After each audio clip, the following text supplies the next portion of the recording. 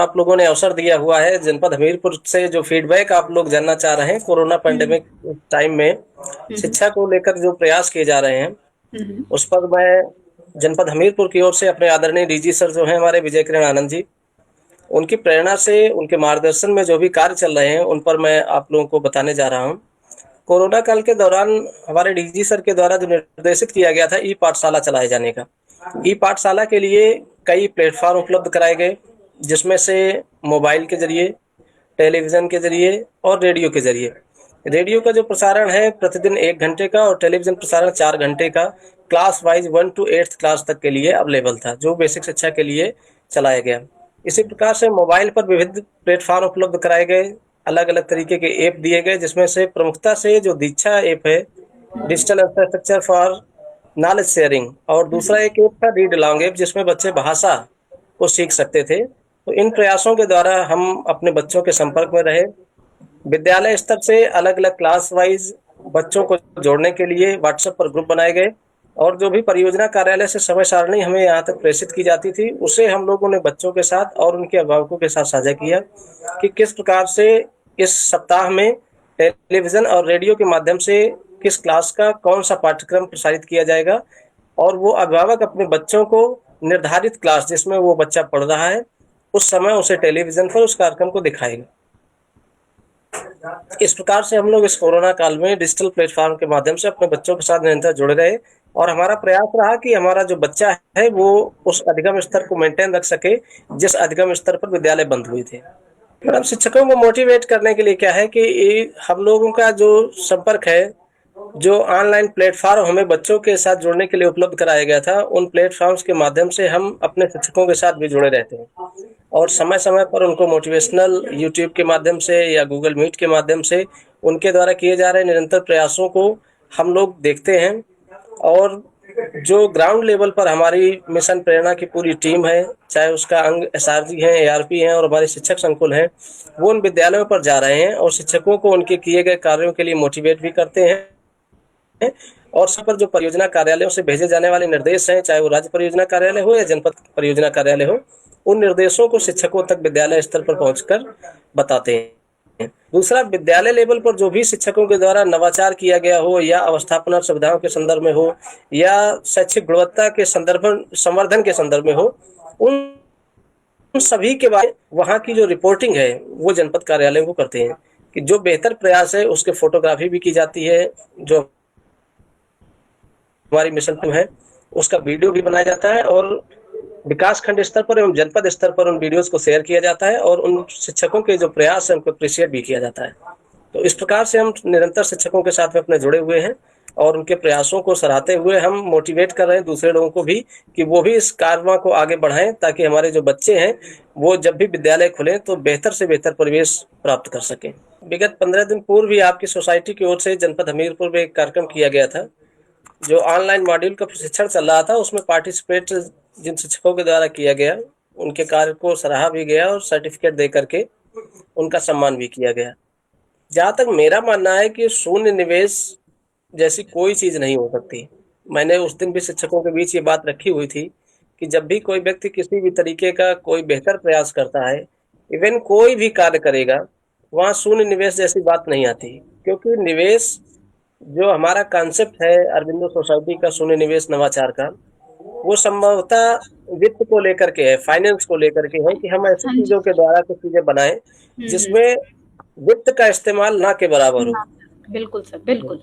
Zero तो monetary investment. जी जी, तो yes. यहाँ क्या है कि शून्य जैसी कोई बात तो हो नहीं सकती, हम्म। कुछ ना कुछ निवेश होगा। हालांकि वो इतना कम होगा कि माइन्यूट होने के कारण यदि वस्तु उपयोगी है तो उसके सापेक्ष यही माना जाएगा कि उसमें कोई निवेश नहीं किया गया। हम्म। किंतु मैंने जो शिक्षकों को एक संदेश दिया कि हमेशा जो भी आप रचनात्मक कार्य कर रहे होते हैं, इसमें आपका समय व्यय होता है, श्रम भी लगता है, और जो समय और श्रम का जो निवेश है वो किसी भी वित्तीय निवेश की अपेक्षा कहीं अधिक है।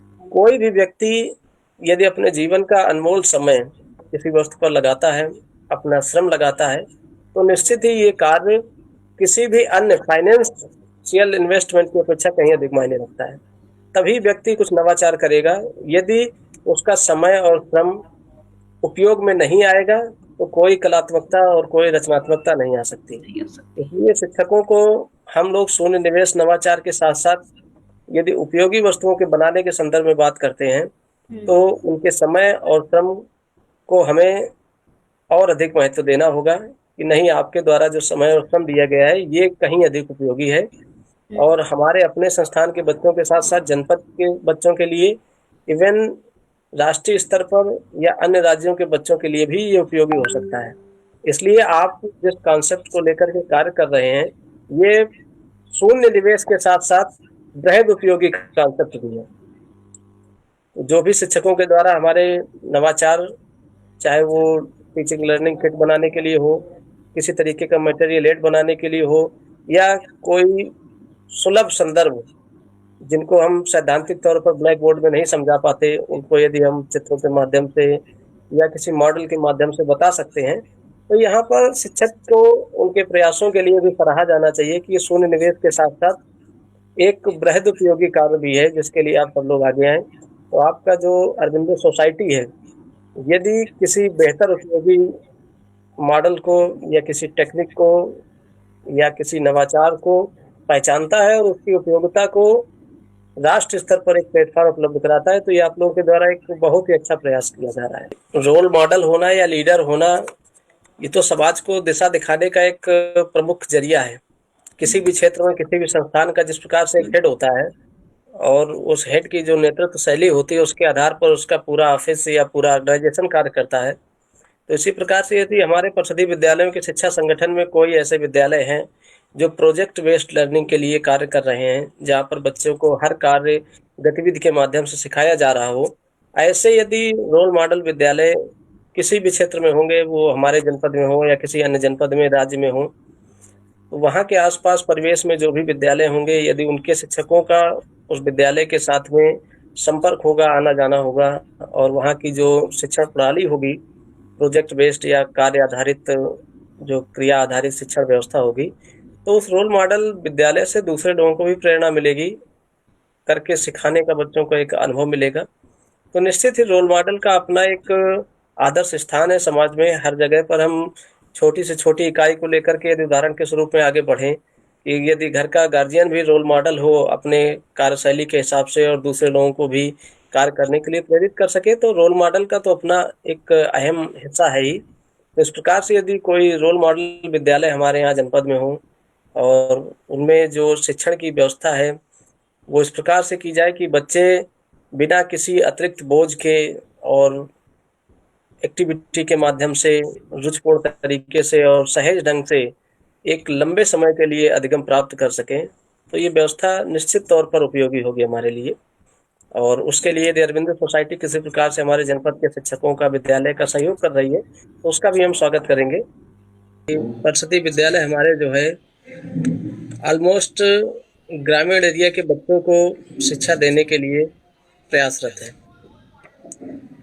ग्रामीण भारतीय परिवेश में प्रॉपर एक इनकम की भी समस्याएं हैं। जैसा कि मैंने आपको प्रारंभ में ही बताया हुआ था कि दीक्षा और रीड अलोंग ऐप के माध्यम से बच्चों को एक प्लेटफॉर्म दिया गया था। यहाँ सीखने सिखाने के लिए प्लेटफॉर्म बहुत है। आपके द्वारा भी एक और स्कॉलरशिप का प्रोग्राम चलाया जा रहा है, ये भी एक बेस्ट प्लेटफॉर्म उपलब्ध हो जाएगा बच्चे को हमारे।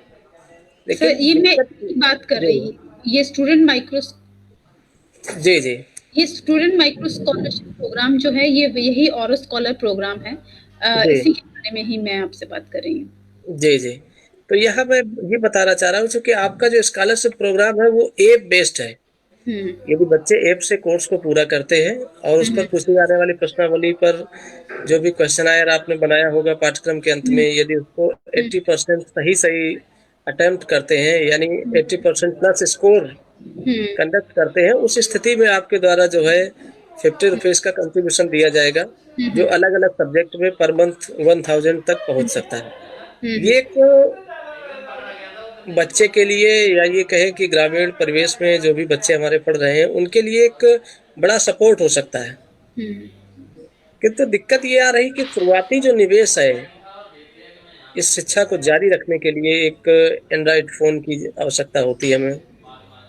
वहां पर किसी तरीके का कोई सपोर्ट न मिलने के कारण इस पे बहुत कम संख्या में बच्चे इस कार्य में इन्वॉल्व हो पा रहे हैं। यानी जी, जो और शुरुआत होनी चाहिए ऐप के लिए, वो प्रॉपर प्लेटफ़ॉर्म हमारे बच्चों को नहीं मिल पा रहा है। वो बहुत बड़ी संख्या यदि हम देखें कि अभिभावकों को मिला कर के घर परिवार के जो भी चाचा-दादी हैं उनके, उन सब के मोबाइल को मिला कर के जब हमारा एक सर्वे निकलता है, तो जो परिषदीय विद्यालय में पढ़ने वाले बच्चे हैं उसका 7 से 8% 5% बच्चों के पास ही एंड्रॉयड फ़ोन है। यदि किसी प्रकार से फ़ोन उपलब्ध है तो बच्चों के लिए कितने समय तक वो उपयोग के लिए उपलब्ध होता है, ये बहुत सारी इसमें लिमिटेशंस आ रही हैं। किंतु आपके द्वारा जो प्रयास किया जा रहा है ये एक बेहतर प्रयास है। यदि अभिभावक एक बार निवेश करके बच्चे को एक डिजिटल प्लेटफ़ॉर्म पर सीखने के लिए प्रोत्साहित करे और माइक्रो फाइनेंस का जो आपका एक कॉन्सेप्ट है कि हम एक फाइनेंशियल सपोर्ट बच्चे को देंगे, हुँ, यदि प्रॉपरली स्टार्टिंग हो जाए, तो हुँ, उसके बाद का जो रास्ता है वो आसान हो जाएगा। बिल्कुल। अभिभावक को यदि उसकी उपयोगिता को समझ सके कि नहीं हमारे बच्चे को एक बार सीखना स्टार्ट करना है, हुँ, इसके बाद जो इस पर आने वाला निवेश है, चाहे वो डेटा का चार्ज हो इत्यादि या सीखने सिखाने के लिए छोटी-छोटी हमारी ज़रूरतें होती है, कॉपी पेन या रजिस्टर है या किसी तरीके का कोई किताब परचेज़ करना है, उसके लिए आपके द्वारा फाइनेंस की व्यवस्था की जा रही है। तो उस पर भी एक जो भी आप लोग के स्तर से प्रयास किया जा रहा हो या हमारे द्वारा जो भी मदद की जा सकेगी, वो हम लोग करेंगे।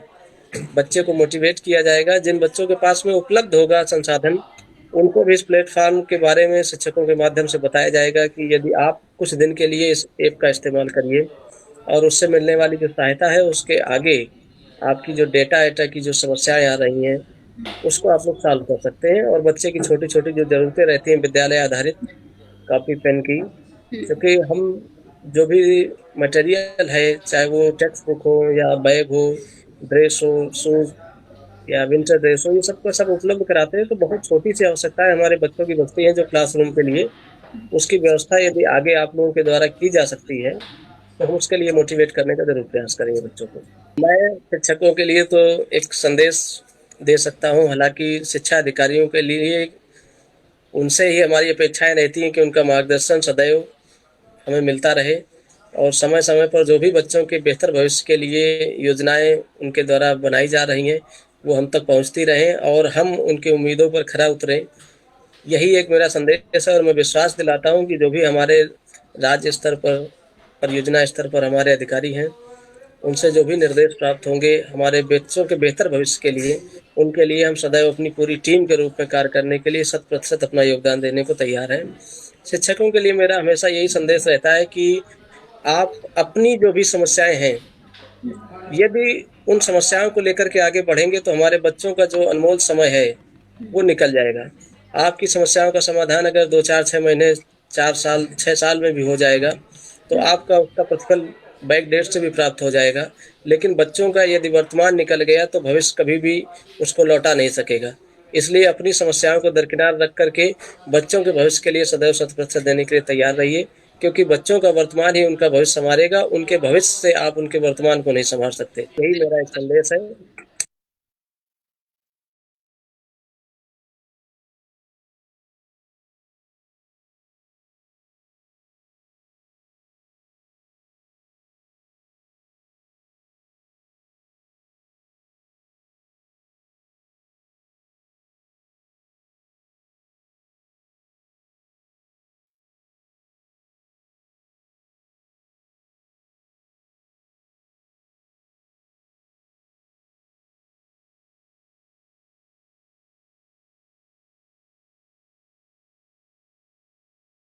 नमस्कार, मेरा नाम अजय कुमार है।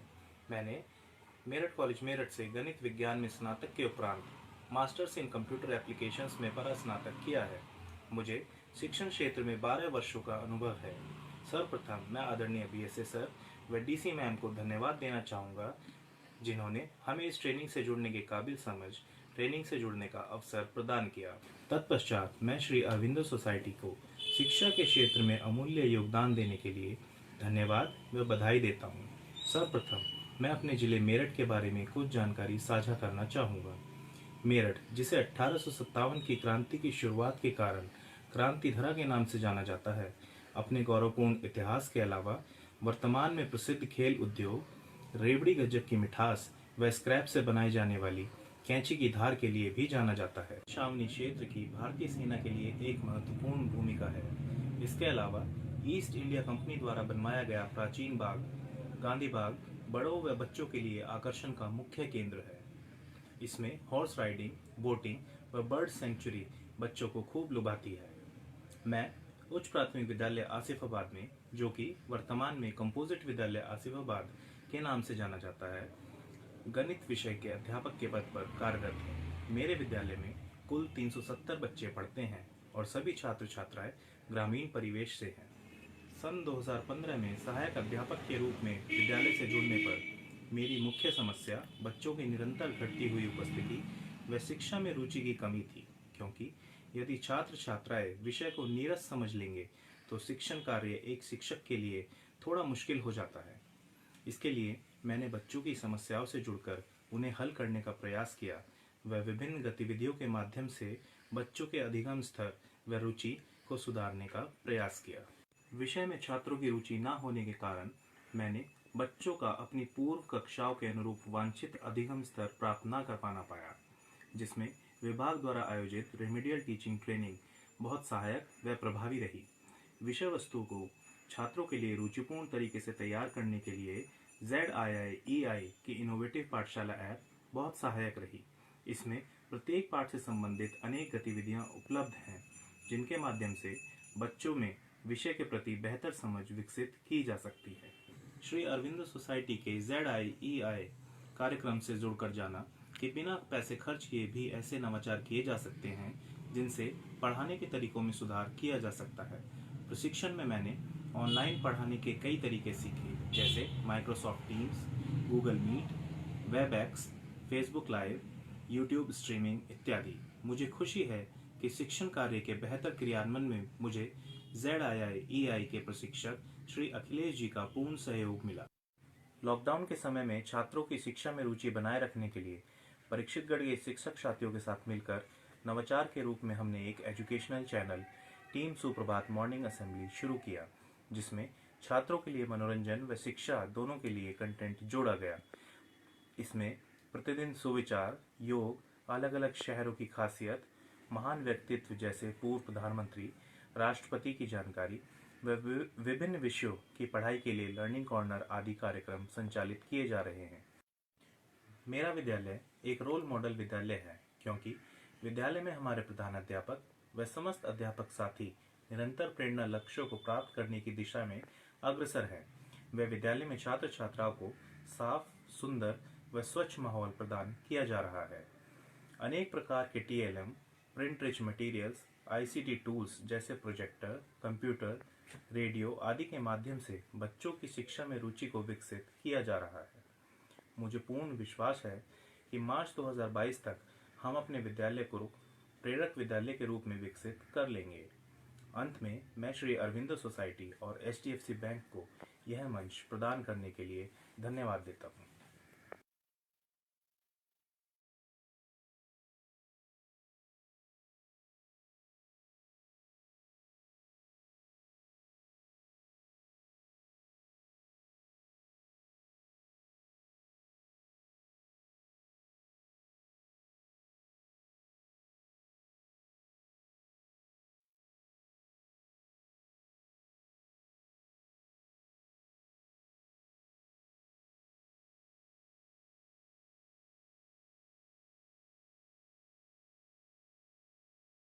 नमस्कार, मेरा नाम मोनिका शर्मा है। मैं केमिस्ट्री से MSc व B.Ed हूँ। मुझे शिक्षा के क्षेत्र से जुड़े हुए 10 वर्ष से अधिक का समय हो गया है। मैं वर्तमान में प्राथमिक विद्यालय कमालपुर, विकास क्षेत्र रजपुरा, जनपद मेरठ में कार्यरत हूँ। मेरा जिला मेरठ क्रांति धरा के रूप में प्रसिद्ध है, क्योंकि सन 1857 की क्रांति मेरठ की इसी पावन धरती से शुरू हुई थी। मेरठ अपने कैंची उद्योग व खेल उद्योग के लिए भी विश्व प्रसिद्ध है। मेरठ में महाभारत कालीन भी अनेकों पर्यटन स्थल स्थित हैं, जिनका भ्रमण करने के लिए अनेकों पर्यटक आते रहते हैं। वर्तमान विद्यालय में मेरी नियुक्ति सन 2016 में हुई। उस समय मेरे विद्यालय में कुल नामांकित छात्रों की संख्या 256 थी। मेरे शिक्षक साथियों के परिश्रम व लगन से आज यह संख्या 414 तक पहुंच गई है। मेरे विद्यालय में इस समय कुल 204 छात्र व 210 छात्राएं नामांकित हैं। प्रत्येक कक्षा में छात्रों की अधिक संख्या के कारण अग्रिम पंक्ति से लेकर अंतिम पंक्ति तक के सभी छात्रों का अधिगम स्तर को बढ़ाने व उनकी शिक्षा के प्रति रुचि को बनाए रखने के लिए हम सभी शिक्षक साथियों के लिए यह आवश्यक था कि प्रत्येक छात्र को विषय को रटकर पढ़ने के बजाय समझकर आगे बढ़ना सिखाया जाए, ताकि वे अपने सहपाठी की भी मदद कर सके और अपने सीखे हुए ज्ञान का उपयोग अपने परिवेश में भी कर सके। इन शैक्षणिक उद्देश्यों को प्राप्त करने के लिए हमें नई नई शिक्षण विधियों को सीखने व उनका उपयोग करने की आवश्यकता थी।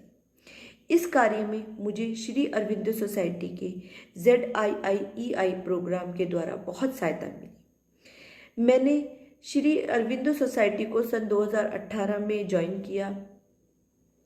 मैंने इनके द्वारा प्रायोजित शून्य निवेश नवाचार प्रदर्शनी में भी प्रतिभाग किया।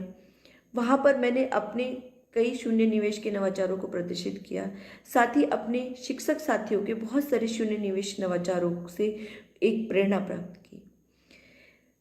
शिक्षा एक सीखने व सिखाने की एक प्रक्रिया है, जिसमें हमें बच्चों को नित नई चीज़ें सिखानी होती हैं और उन नित नई चीज़ों को सिखाने के लिए अध्यापकों को भी नित नया कुछ सीखना होता है। यह सीख हमें अध्यापकों को नित नई चीज़ें सीखने का माध्यम बनता है अरविंदो सोसाइटी का ZIIEI का प्रोग्राम। इनके पाठशाला ऐप के द्वारा हम कैसे लेसन प्लान को रुचिपूर्ण बनाएं, कैसे बच्चों की सीखने की प्रक्रिया में खेल विधि को शामिल करें, किस प्रकार से बच्चों का सिटिंग अरेंजमेंट करें कि वो ज़्यादा से ज़्यादा सीख सकें, कैसे कॉन्सेप्ट मैपिंग करें, ये सभी हम पाठशाला के ऐप द्वारा सीखते हैं। साथ ही पाठशाला के ऐप के द्वारा हमें लॉकडाउन की अवधि में बहुत फ़ायदा मिला। जो हमें अरविंदो सोसाइटी के द्वारा प्रशिक्षण प्राप्त हुआ, उसमें हमें सिखाया गया कि हम किस प्रकार से ऑनलाइन मीटिंग ऐप्स का प्रयोग करें और कैसे ऑनलाइन शिक्षा को और सीखने की प्रक्रिया को रुचिपूर्ण बनाए रखें। इस ऐप में बच्चों को प्रत्येक विषय से संबंधित अनेक गेम्स जैसे तंबोला, ग्रिड गेम, सांप सीढ़ी, बहुत सारे ऐसे खेल विधि हैं जिनको हम बच्चों को जब खिलाते हैं तो बच्चे बहुत खुश होते हैं और वो बहुत आसानी से नई नई चीज़ें सीख जाते हैं। क्योंकि आप सभी को जैसे विदित है कि ऑनलाइन स्टडी एक बहुत ही बोरिंग प्रक्रिया होती है, क्योंकि इसमें छात्र का और शिक्षक का इंटरेक्शन बहुत कम हो पाता है। लेकिन पाठशाला ऐप के द्वारा हम इस बोरिंग चीज़ को भी बहुत मनोरंजक बना देते हैं।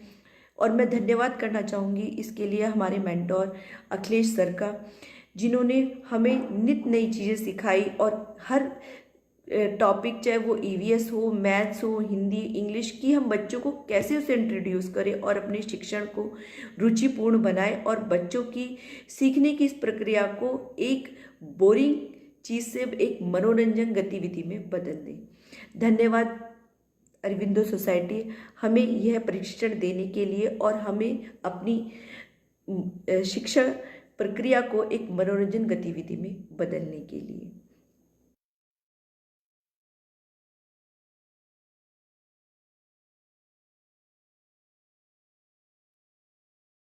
नमस्कार, मेरा नाम शालिनी कश्यप है। मैंने ग्रेजुएशन दिल्ली यूनिवर्सिटी से और पोस्ट ग्रेजुएशन और BEd CCS यूनिवर्सिटी से किया है। मैंने विशिष्ट BTC सन 2004 में किया था। मुझे लगभग 20 वर्ष का शैक्षिक अनुभव है। मेरा परिषदीय विद्यालय में अपॉइंटमेंट सन 2006 में हुआ था। मैं मेरठ में रहती हूँ। मेरठ एक प्राचीन शहर है। यह हस्तिनापुर का अवशेष है, जो महाभारत काल में कौरव राज्य की राजधानी थी। मेरठ को अंतर्राष्ट्रीय प्रसिद्धि सन 1857 में मिली थी, जब यहाँ पर स्वतंत्रता की चिंगारी भड़की थी तथा शहर की जनता ने उसका पूरा सहयोग दिया था। मेरठ का सर्राफा बाजार एशिया का नंबर 1 का व्यवसाय बाजार है। मेरठ भारत के शहरों में क्रीड़ा सामग्री के सर्वोच्च निर्माताओं में से एक है। यहाँ पर ऐतिहासिक नौचंदी मेला लगता है जो हिंदू मुस्लिम एकता का प्रतीक है। वर्तमान में मैं प्राथमिक विद्यालय सिंधावली रौटा मेरठ में कार्यरत हूँ। मेरे विद्यालय में 338 बच्चे पढ़ते हैं। सभी छात्र छात्राएं ग्रामीण परिवेश के हैं।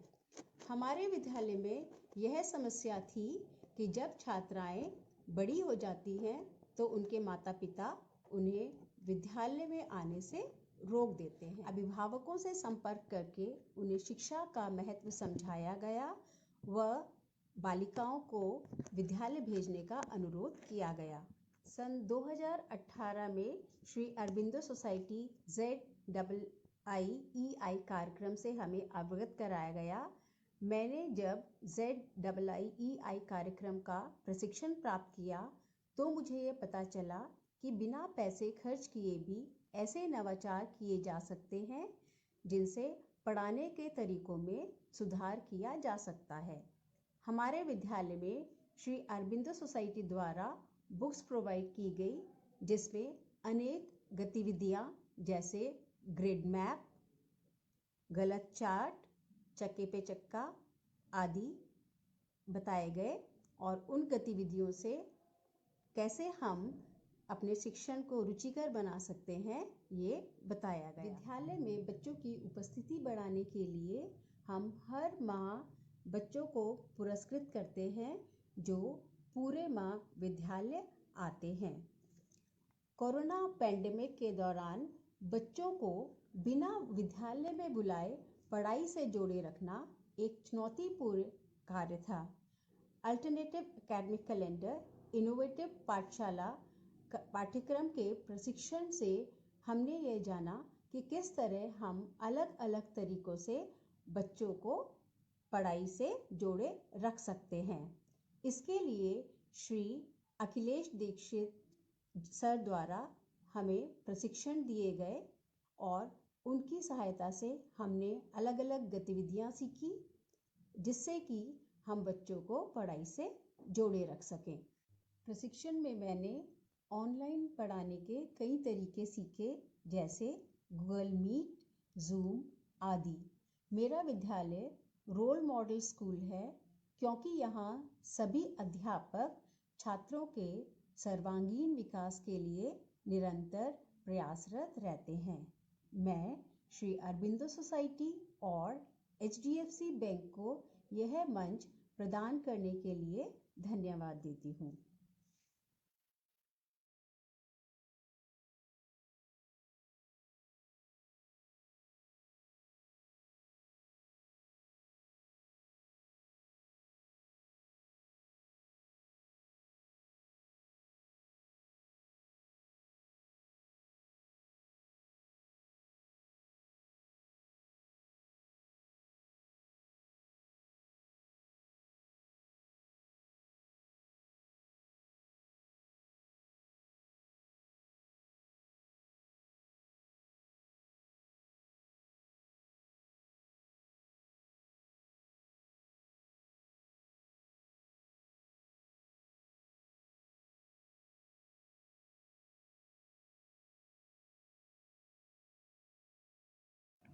सभी को मेरा नमस्कार। मेरा नाम तस्लीम जहां है। मेरी शैक्षिक योग्यता BA, BTC, MA, MPhil, net और PhD है। मेरा विद्यालय किला परिषदगढ़ के एक गांव दुर्वेशपुर में है। परिषदगढ़ क्योंकि एक ये ऐतिहासिक जगह है जो हस्तिनापुर के पास है। हस्तिनापुर का संबंध महाभारत से रहा है। किला परिषदगढ़ में गांधारी का तालाब आज भी मौजूद है जहाँ गांधारी स्नान करने आती थी। यहाँ के राजा परिषदगढ़ का संबंध अर्जुन से रहा है। वो अर्जुन के पोतरों में माने जाते हैं। किला परिषदगढ़ में ही शृंग ऋषि का आश्रम है। कहते हैं कि यहीं से ही यहीं से ही कलयुग का प्रारंभ हुआ था। राजा परीक्षितगढ़ पांडव कुल के अंतिम शासक थे और इनके शासन के बाद कलयुग का प्रारंभ हो गया था। परीक्षितगढ़ मेरठ मंडल का ही एक ब्लॉक है और मेरठ का संबंध 10 मई 1857 की क्रांति से रहा है। यहाँ 10 मई 1857 में अंग्रेज़ों के खिलाफ विद्रोह की पहली चिंगारी उठी थी। मेरठ के काली पलटन मंदिर से अंग्रेज़ों के खिलाफ बिगुल बजा था। पौराणिक दृष्टि से अगर हम देखते हैं तो पौराणिक दृष्टि के अनुसार मेरठ रावण की ससुराल भी माना जाता है। मैं तस्लीम जहां कंपोजिट विद्यालय दुर्वेशपुर में सहायक अध्यापिका के पद पर कार्यरत हूँ, जिसमें 112 बच्चे अध्ययनरत हैं। मेरी समस्या थी कि जिन बच्चों का स्तर निम्न स्तर का है उनके स्तर को कैसे ऊंचा उठाया जाए, कैसे उनका इस समस्या को हल किया जाए कि वो भी जो सही स्तर के बच्चे हैं उनके बराबर आ जाए। क्योंकि हमारे विद्यालयों में जो बच्चे अध्ययनरत हैं वो ऐसे परिवारों से उनका संबंध है जहाँ पर उनके पास जो है चार्ट खरीदने तक के भी पैसे नहीं होते हैं। ऐसे में बिना खर्च किए कबाड़ से जुगाड़ बनाने के तरीके को ही सर्वोत्तम माना गया। मैं चूँकि कक्षा 3 पढ़ाती हूँ, मैंने बच्चों को कोल्ड ड्रिंक की खाली वेस्ट बोतलों से वृक्ष बनाना, बोतल और सुतली से फ्लावर पॉट बनाना, डिस्पोजल ग्लासेस से गिनती सिखाना और स्थानीय मान निकालना, वे डिस्पोजल प्लेट पर नंबर लिखकर गिनती की पहचान कराना, वे चार्ट पेपर की पत्तियां काटकर हिंदी शब्दों का वृक्ष बनाकर उनकी पहचान करवाना सिखाया। ऐसा करने से बच्चे पढ़ाई में रुचि लेने लगे और ये कार्य मैंने अरविंद सोसाइटी के ZIIE के मेरठ एग्जीबिशन और प्रशिक्षण से प्राप्त किए। प्रशिक्षण प्राप्त करने के पश्चात मुझे ज्ञात हुआ कि पैसा खर्च किए बिना ही हम ऐसे नवाचारों से पढ़ने के तरीकों में सुधार किया जा सकता है जिनसे बच्चे की दिलचस्पी पठन पाठन में बढ़ती है। इनोवेटिव पाठशाला कार्यक्रम प्रशिक्षण में मुझे गणित आदि विषयों को विभिन्न प्रकार की गतिविधियों, रोल प्ले आदि को आधार बनाकर बच्चों को बहुत कुछ सिखाने का मौका मिला। मैंने सीखा कि हम जो अनुभव कर रहे हैं यदि उसमें इन तरीकों को भी शामिल कर लिया जाए तो बहुत बेहतर ढंग से हर विषय को पढ़ाया जा सकता है। ZIIE के प्रशिक्षण से बहुत फ़ायदा हुआ और मुझे इनोवेटिव पाठशाला जो 18 जनवरी 2020 में मेरठ में GIC में लगी थी, उसमें प्रशस्ति पत्र प्राप्त हुआ और दिसंबर 2020 में वाराणसी में एक नवाचारी कार्यशाला का आयोजन किया गया था। वहाँ पर भी मेरा चयन हुआ, जिसने मुझे आगे बढ़ने के लिए प्रोत्साहित किया। इस कोरोना काल ने हम सभी शिक्षकों को बहुत कुछ सिखाया है और नवाचारी शिक्षक बनने में हमारी हेल्प की है, हमें ICT वर्क करने में सक्षम बनाया है। हमें खुशी है कि हमारे इस कार्य को करने में ZIIE के प्रशिक्षक अखिलेश सर और विशाल सर के अलावा विमल सर और शिवम सर का सहयोग मिला। ऐसे तरीके अपनाने से बच्चे तो मोटिवेट होते ही हैं, लेकिन इसके अलावा भी वो उस टीचर के काफ़ी करीब आ जाते हैं जो इन तरीकों को अपनाता है। हमने अपने आइडियाज़ इन लोगों के पास शेयर किए और उन्होंने हमारे आइडियाज़ में सुधार किया। मैं उम्मीद करती हूँ कि हमारा विद्यालय भी रोल मॉडल में शामिल हो। और अंत में श्री अरविंदो सोसाइटी और HDFC बैंक को धन्यवाद देती हूँ जिन्होंने हमें ये मंच प्रदान करने में हमारी सहायता की। बहुत बहुत धन्यवाद।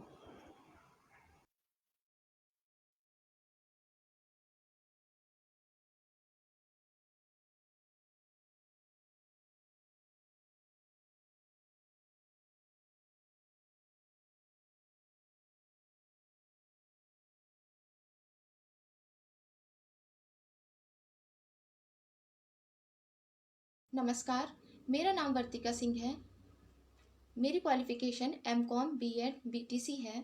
मैं 2 वर्ष से प्राथमिक विद्यालय कुंडा परीक्षितगढ़ मेरठ में कार्यरत हूँ। मेरे विद्यालय में आज 61 बच्चे हैं। जैसा कि हम सभी जानते हैं, मेरठ से ही स्वतंत्रता की क्रांति शुरू हुई थी और आज भी मेरठ उत्तर प्रदेश के सबसे तीव्र रफ्तार से विकसित और शिक्षित होने वाले जिलों में से एक है। पिछले कुछ दिनों में कोरोना पेंडेमिक ने एजुकेशन फील्ड में एक नया विज़न प्रदान किया है। आज टीचर्स और स्टूडेंट्स एजुकेशन में आईसीटी के यूज़ करने में एक्सपर्ट हो चुके हैं। इसी क्रम में श्री अरबिंदो सोसाइटी के ZIIEI प्रोग्राम यानी zero investment innovation for education initiatives का काफ़ी योगदान है। प्रोग्राम के प्रशिक्षक अखिलेश दीक्षित सर ने हमें सिखाया कि किस तरह से हम अपने ऑनलाइन टीचिंग कर सकते हैं और उसको इफ़ेक्टिव बना सकते हैं। उन्होंने हमें सिखाया कि गूगल मीट, माइक्रोसॉफ्ट टीम्स और जूम मीटिंग में बच्चों की क्लास कैसे ले सकते हैं। इसको सीखकर मैंने अपने विद्यालय में अभिभावकों को बुलाया और उनके फ़ोन में गूगल मीट ऐप इंस्टॉल करी और उनको वहाँ डेमोन्स्ट्रेशन दिया कि वो गूगल मीट पर अपने बच्चों की पढ़ाई कैसे करवा सकते हैं। मेरा विद्यालय एक ऐसे क्षेत्र में है जहाँ पहुँचना काफ़ी कठिन है। वह खादर के क्षेत्र में आता है, गंगा जी के किनारे है। मेरा विद्यालय गंगा जी के किनारे है, लेकिन मेरी पूरी कोशिश रहती है कि मैं अपने बच्चों को बेस्ट स्टडीज़ उपलब्ध कराऊं। मुझे जो कुछ भी सिखाया जाता है, जो कुछ भी सीखने को मिलता है कहीं से, मैं अपने बच्चों के लिए उस टीचिंग में शामिल करने के लिए बिल्कुल प्रयासरत रहती हूँ। मैं चाहती हूँ कि मेरा विद्यालय जनपद के रोल मॉडल विद्यालय के रूप में आगे आए। धन्यवाद।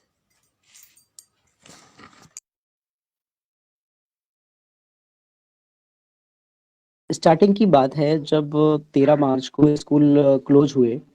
उसके बाद हम लोग जुलाई से जब रीओपन किया गया हम लोगों के लिए स्कूल जाने के लिए टीचर्स को, तो एक सबसे बड़ी प्रॉब्लम आई कि हम लोग को करना क्या चाहिए।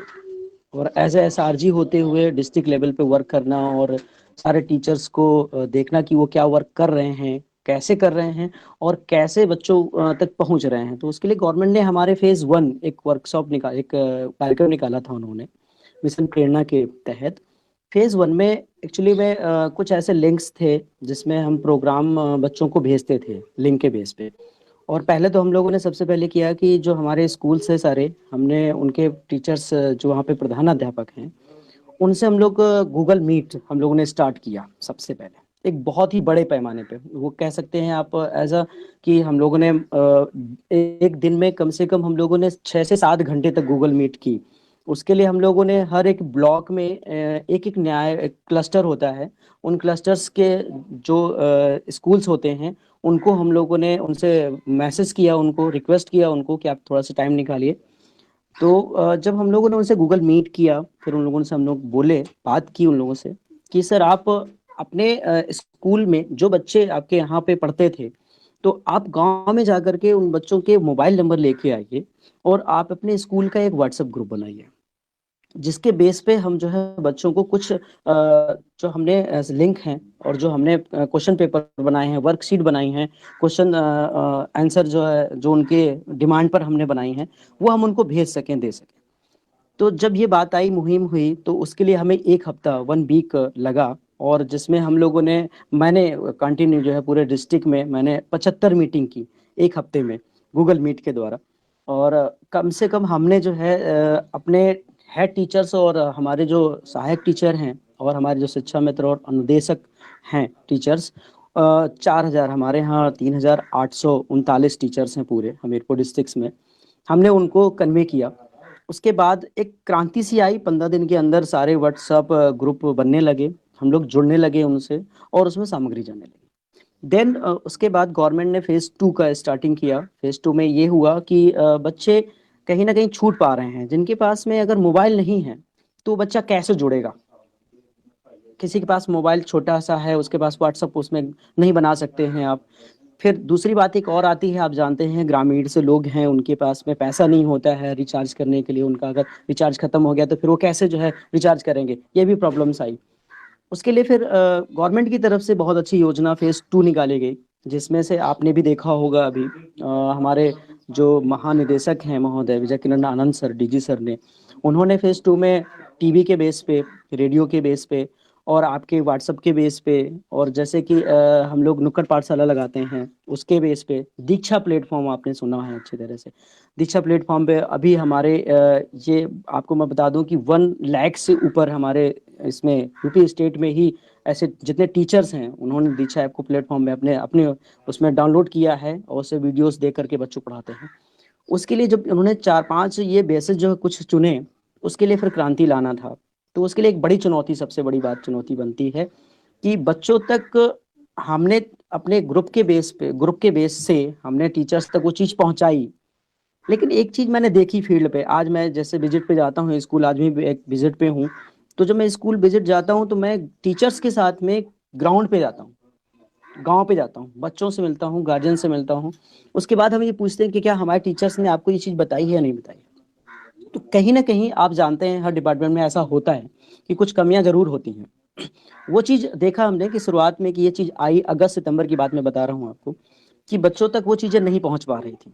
तो उसके लिए हम लोगों ने फिर एक चीज़ ये की, सबसे रिक्वेस्टली पर्सनली जब हमने विजिट किया, तो उसके लिए बच्चों से हम लोगों ने, उनके गार्जियन से हम लोगों ने नंबर लिए उनके, और उसके लिए हमने खुद बैठ करके, जैसे हम विजिट के बाद जब बैठते हैं शाम को अपने घर पे या ऑफिस पे कहीं पे, तो हम उनको कॉल करते हैं उस विलेज पे, उन गार्जियंस को, और उनसे हम पूछते हैं कि क्या ये टीचर्स ने हमारी चीज़ दी है, आपको पढ़ाई है या नहीं पढ़ाई है। तो वो बताते हैं कि नहीं सर, आते हैं बिल्कुल। देन उसके बाद जैसे बच्चों का आना ठीक नहीं था यहाँ पर स्कूल में, तो कोविड-19 की वजह से, तो हमारे टीचर्स ने फिर गांव में विजिट किया, नुक्कड़ पाठशाला लगाई, बच्चों को वहाँ पर जो हम लोगों ने वीडियोस में हम लोगों ने जो प्राप्त किया है, जो शासन से आता है, उसको हम लोगों ने बच्चों को वहाँ पे दिखाया। उसके लिए अपने फ़ोन का भी लोगों ने यूज़ किया। अपने फ़ोन से उन्होंने जो है यूट्यूब से जो है आपका टीवी जो सेशन आता है, जिन बच्चों के यहाँ टीवी नहीं था, उन्होंने वहाँ पे बैठ करके अपने फ़ोन को चला करके, कुछ लोगों ने, हमारे टीचर्स ने जो है लैपटॉप के बेस पे अपना लैपटॉप ले जा करके उससे कनेक्ट करके बच्चों को चीज़ें बताई, पढ़ाया, उनको बताया कि आपको ये चीज़ें देखनी है। तो जो ये 4-5 हमारे बेसिस थे, उस पर हम लोगों ने बहुत लगातार काम किया।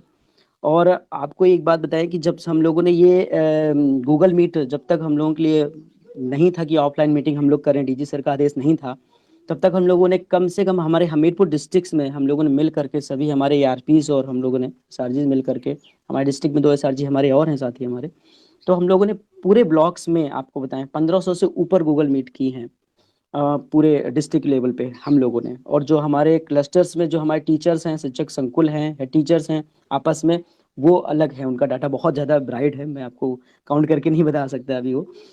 देन उसके बाद फिर जब ये हम लोगों को एक रिस्पांस दी गई, डीजी सर ने एक रिस्पांस दिया कि आप लोग जा करके ऑफलाइन मीटिंग कर सकते हैं टीचर्स के साथ में। फिर हम लोगों ने हेड टीचर्स के साथ में मीटिंग करना शुरू किया, उनके लीडरशिप को हम लोगों ने विकसित किया कि आपकी लीडरशिप क्या है, कैसे बच्चों को आपको जो है चिन्हित करना है, कौन से बच्चे वीकनेस ज़्यादा फील कर रहे हैं, क्योंकि 1 साल हो रहा है लगभग और बच्चे हमसे दूर हो गए हैं, तो कैसे उनको हम चिन्हित करेंगे। प्रेरणा लक्ष्य आपको शायद तो मालूम होगा, प्रेरणा लक्ष्य क्या है। हिंदी और आपके भाषा और गणित के लिए 5-5 प्रेरणा लक्ष्य बनाए गए हैं।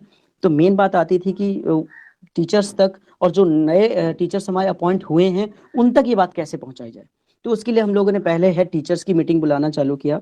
उसके बाद नेक्स्ट मंथ में हम लोगों ने हेड टीचर को छोड़ करके जो सहायक टीचर्स हैं और शिक्षा मत अनुदेशक हैं, फिर हम लोगों ने उनको उस मीटिंग में बुलाना चालू किया। और फिर कोऑर्डिनेशन ये बनाया कि जो स्कूल में आपके हेड टीचर्स ने जो चीज़ें आपको नहीं बताई हैं, वो आप यहाँ पर हमसे जान सकते हैं, एक एक चीज़ करके। देन उसके बाद हम लोगों ने नेक्स्ट मीटिंग में जो है उनसे हम लोगों ने टीएलएम वगैरह बनाना स्टार्ट करवाया, और वो लेकर के आते थे, उसका प्रेजेंटेशन मीटिंग में करते थे, कैसे उसको बच्चों को बताना है, कैसे उसे आपको पढ़ाना है। देन एक बात मैं मैम और आपको बताऊं, जब हम लोग बच्चों से मिलने जाते थे, तो एक उनकी उत्सुकता बहुत अच्छी होती थी कि सर हम लोग स्कूल कब आएंगे। तो हम लोगों ने कहा सर आप बेटा, आप लोग परेशान मत होइए, आप लोगों को जल्दी ही स्कूल बुलाया जाएगा। अच्छा, इसी बीच में मैं एक बात बताऊं कि हम लोग काफ़ी लकी हैं कि आपकी अरविंदो सोसाइटी के द्वारा एक नया प्रोजेक्ट शुरू हुआ, और वो ऑफलाइन था। उसमें आपके या साथ जी, मुझे लगता है सब शुरुआत में वो मुझसे जुड़े थे, उनका कॉल मेरे पास आया, तो उन्होंने कहा सर कि हमें 25 टीचर्स अवेलेबल करा दीजिए जो बेसिक में हूँ 1 से 5 में हमको कुछ मॉड्यूल्स अपने उनको शेयर करने हैं, नवाचार के बारे में शून्य से लेकर के कुछ नई चीज़ें, अवधारणाएँ बतानी हैं। हमने कहा बिल्कुल।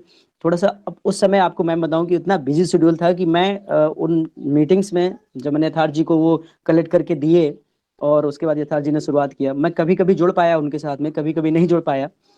देन उसके बाद मैंने जब भी मैं उनके साथ में जुड़ा और जब मैंने देखा, तो मुझे एक चीज़ बहुत अच्छी लगी वहाँ पे कि जो चीज़ें कहीं न कहीं हमसे छूट रही थी, हम लोगों को वो चीज़ें नहीं आ रही थी, पता नहीं चल रहा था।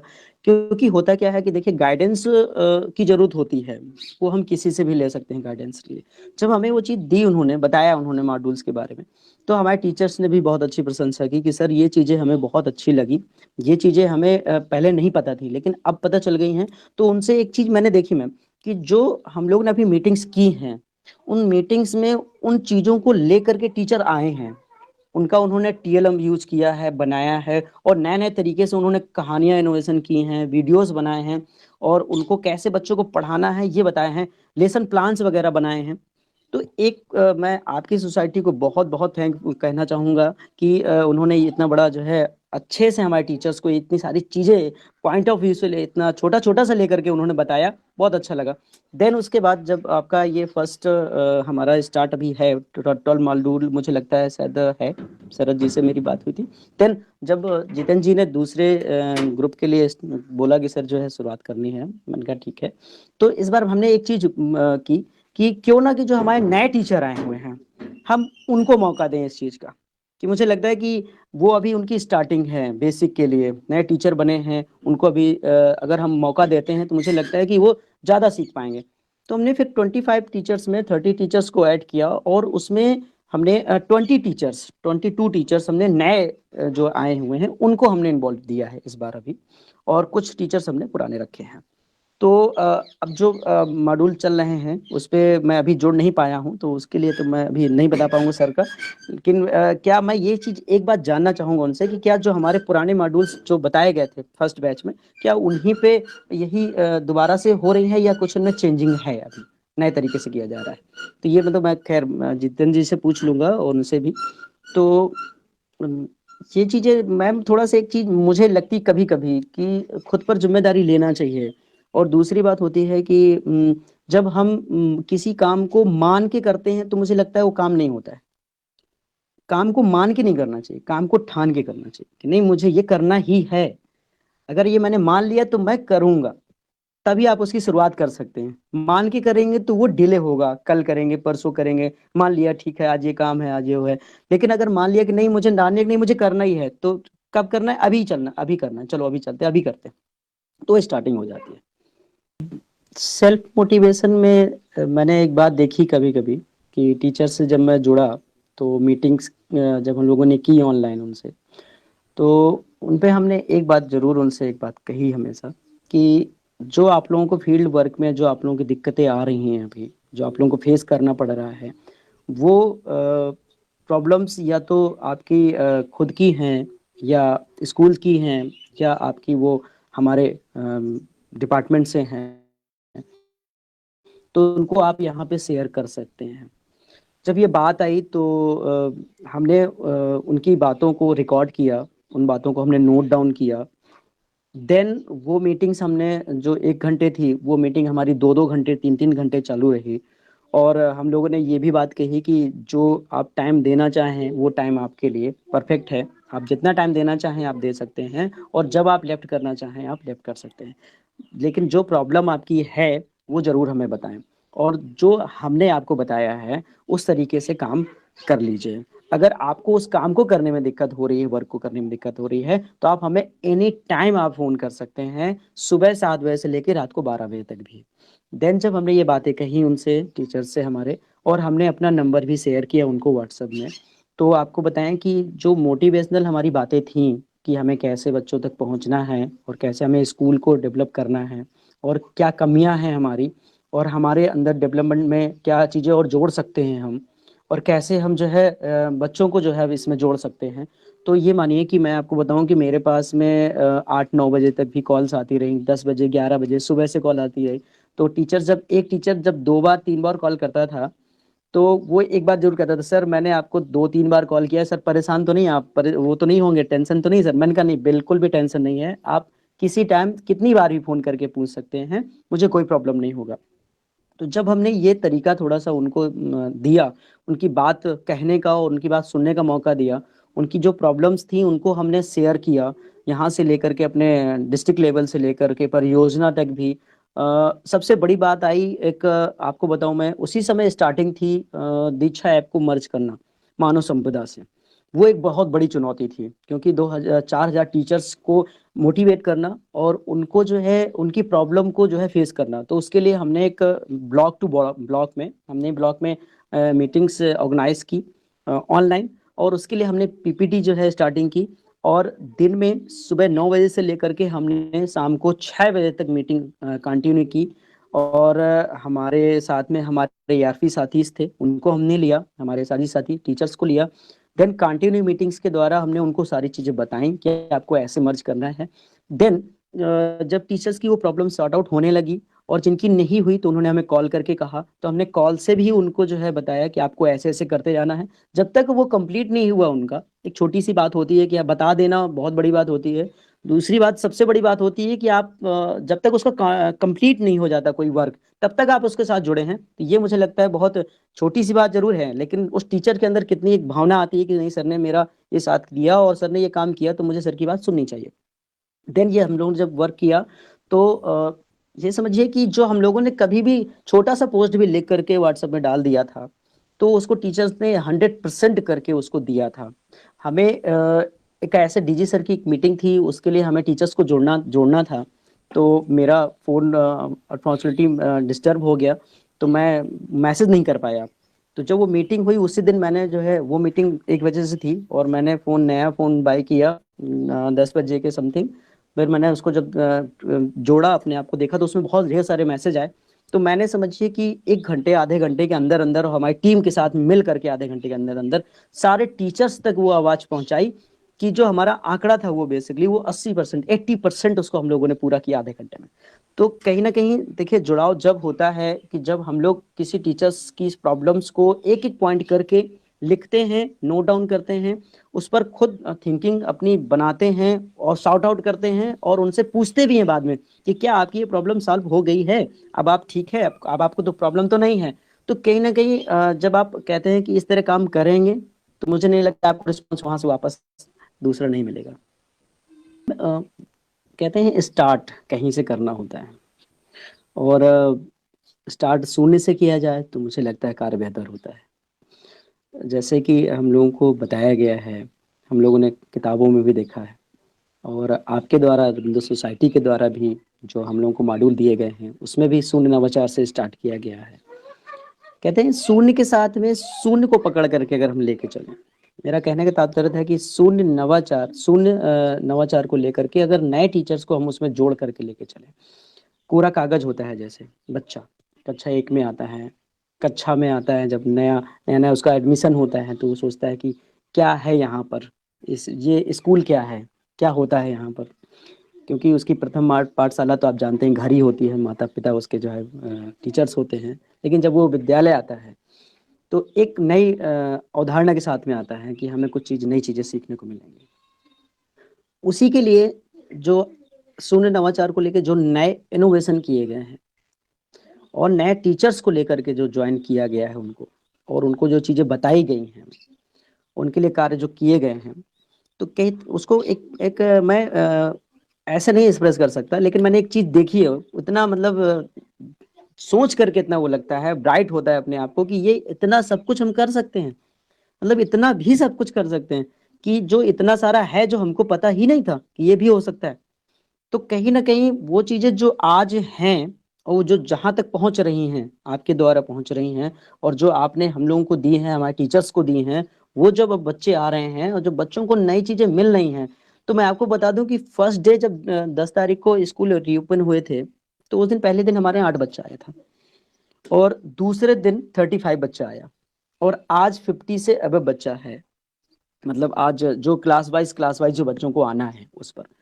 तो मैं एक बात आपको बताऊं कि जो कहीं ना कहीं एक चीज ये देखी गई है कि जो कहीं ना कहीं एक बात ये देखी गई है कि नए तरीके जो आप लोगों ने दिए हैं, शून्य नवाचार से नए इनोवेशन के साथ में जोड़ करके नई नई चीजें, नई नई थिंकिंग्स जो जोड़ी गई हैं, तो उससे कहीं ना कहीं हमारा जो माइंड है वो डाइवर्ट हुआ है नए ट्रैक को जाने के लिए, नए प्लेटफॉर्म को लेने के लिए। हमने नया प्लेटफॉर्म लिया, नया ट्रैक मिला हमें, और उस एक ट्रैक से हमने कई भी ट्रैक बनाए हैं अपने आप में कि हम ये भी कर सकते हैं, हम ये भी कर सकते हैं। इस मॉड्यूल में अगर हमने ये चीजें देखी हैं तो इससे हम 18 चीजें नई तरीके से बना सकते हैं। जैसे कि आपके उसमें है कि आपने बताया है कि 14 से 15 तरीकों से एक ही लेसन को कैसे पढ़ाया जा सकता है। आपकी ये टेक्निक मुझे बहुत अच्छी लगी। उसमें मॉड्यूल में ये बताया गया कि एक ही लेसन को आप 14 से 15 तकनीकों से कैसे पढ़ा सकते हैं। तो उसके लिए एक चीज और बहुत अच्छी मिली है हमको कि हमारी एक हस्त पुस्तिका हमको दी गई है। मॉड्यूल जो दिए हैं हमको भी 3 मॉड्यूल दिए गए हैं, आधारशिला, ध्यान आकर्षण और शिक्षण संग्रह, जिनको गीता, बाइबल और पुराण हमारे डीजी सर बोलते हैं उनको। उसमें भी 18 तकनीकें दी गई। तो वो कहीं ना कहीं देखा हमने उनका कि जो उन 18 का और जो आपके द्वारा जो 14 से 15 जो नए नए तरीके बताए गए हैं, नए नए इनोवेशन करके बताए गए, उनको जोड़ के बताया गया है। तो वो एक चीज देखी कि कहीं ना कहीं हम लोग कितना कम सोच पा रहे थे कि एक ही चीज से बच्चों को रटाना, पढ़ाना, बस इतना ही कर सकते थे, नहीं। लेकिन उसके बाद अब तो ये लगता है कि जो तकनीकियां हमने आपसे देखी हैं, आपसे ली हैं, सीखी हैं, उनके द्वारा हमें लगता है कि जो 6 घंटे का टाइम शेड्यूल हमें स्कूल का मिलता है वो कम पड़ेगा। उसके लिए हमें लगता है कि फिर इवनिंग में भी क्लासेस जो है हमें बच्चों को चलानी चाहिए और बच्चों को वो चीजें देनी चाहिए। तो बट ये पॉसिबल नहीं है, लेकिन उसके लिए एक तरीका हम लोगों ने बहुत अच्छा निकाला। आपके उससे हमने एक चीजें सीखी कि क्यों ना हम जो है बच्चों को ऐसे ही हम लोग ऑनलाइन मीटिंग भी करते हैं, जब गार्जियंस के साथ में जुड़ते हैं या हमारे टीचर्स जब जाते हैं, तो हमने उनसे कहा कि आप हमारी गार्जियन से बात कराइए ऑनलाइन मीटिंग्स में, गूगल्स में। जैसे आपके पास अभी हम बैठे हुए हैं, तो हमें बात करनी है हमीरपुर पे, तो हमने कहा कि आप जाओ और बच्चों से बात कराओ। तो उन्होंने दिखाया, बात कराई, फिर वो तरीका उनको बताया गया, यहाँ से एक्टिविटीज करके बताई गई। जो हमारे टीचर्स आपके द्वारा आपके उसमें जुड़े हुए हैं और उन्हें जो नया नवाचार में इनोवेशन लिया है आपसे, वो उनको फिर वहाँ एक्टिविटीज करके बताते हैं, देते हैं कि आपको ऐसे करना है। तो एक बेटर प्लेटफॉर्म, बेटर क्या मैं कहूँगा, एक्सीलेंट प्लेटफॉर्म जो आपके द्वारा हमें दिया गया है।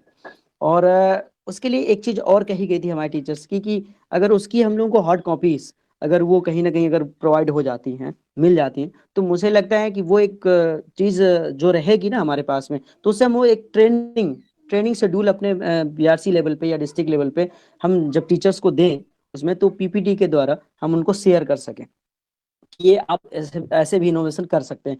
तो मुझे लगता है कि थोड़ा सा ये कदम सर से मैंने बात की थी। एक सर हमारे साथ में जुड़े हुए थे, मुझे लगता है दिल्ली से जुड़े हुए थे, तब मेरी उनसे बात हुई थी, मैंने ये उनसे रिक्वेस्ट रखी थी, उन्होंने कहा भी था कि आपको बिल्कुल। तो एक मैम जो प्लेटफॉर्म आपने दिया है और नवाचार की बात करें, नए नए इनोवेशन की बात करें, तो कहते हैं कि जब दिमाग तो 150 ग्राम का सभी का होता है, लेकिन उसको यूज कितना कर सकता है कोई। कोई छोटा है तो वो हल चला के यूज करता है, उसका छोटा सा काम है, वो फावड़ा चलाता है, लेकिन उसी को एक प्लेन भी, वही दिमाग एक प्लेन भी चलाता है, और एक रेलवे में एक अधिकारी है, एक ड्राइवर है, वो भी यूज कर सकता है। तो हमको अपने नवाचार को आप जो आपने दिया है उसको कैसे यूज करना है, उसको कैसे यूटिलाइज करना है, उसको कैसे और बेहतर बना के बच्चों को देना है।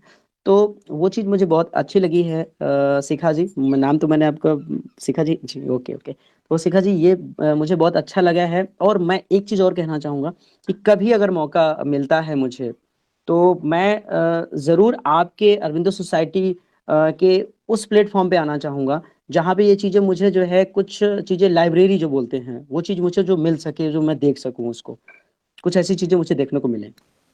रोल मॉडल की बात है तो कहते हैं सबको अपना घर सजाना अच्छा लगता है, और रही बात स्कूल की, तो सारा एक मौका होता है टीचर के पास में कि वो अपना स्कूल ऐसा बना के सामने रखे या बच्चों को दे सके कि बच्चा ये ना कह सके कि मुझे सर ये चीज़ नहीं मिली है।